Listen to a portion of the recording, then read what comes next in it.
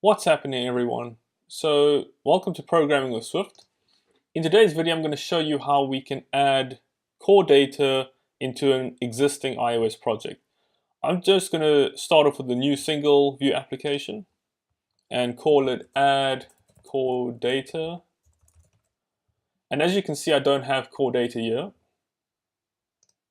Finish that, create it.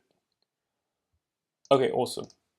So what we're going to need for this is we're going to need to add a persistent container here and a save context method, which if you check that checkbox, it will do that automatically.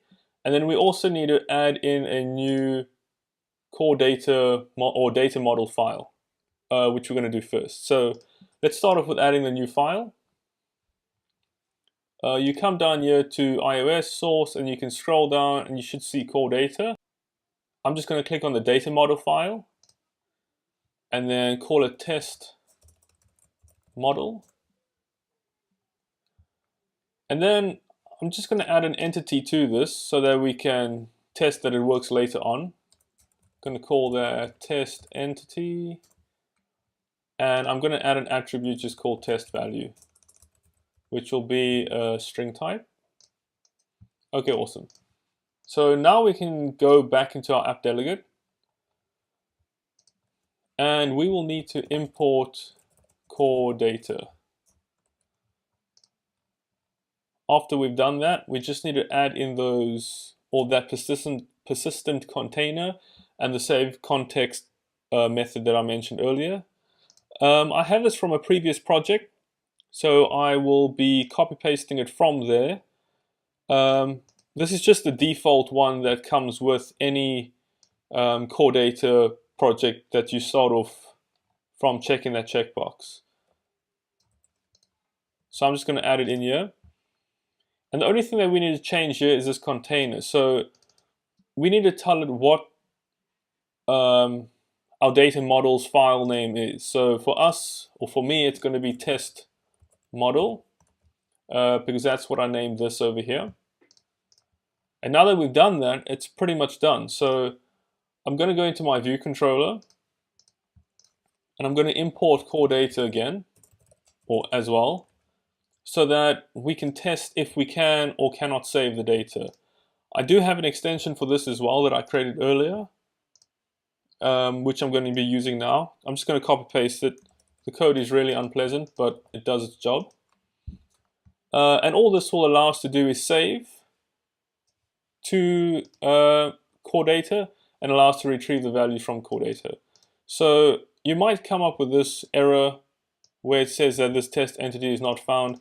I just like to clean the project just in case. So come up to product and then click on clean build folder. It will probably still give the error, but you can just run it now and it should be fine.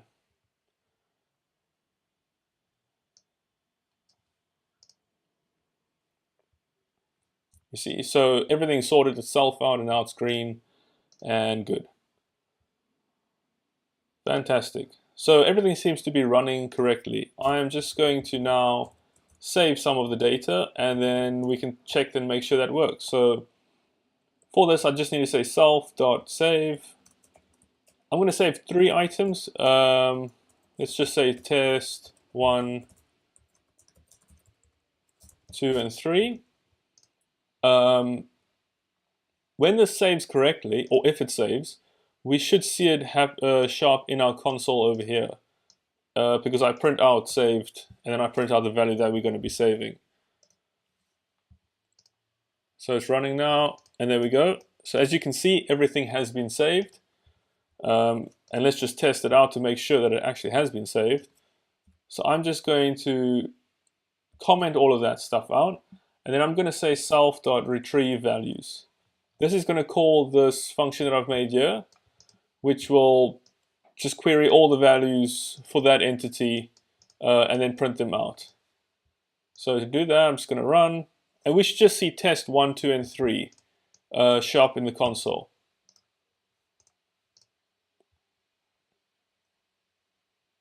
And as you can see there, all the items have been saved, and now we can retrieve them. So that's how easy it is to add core data to an existing iOS project.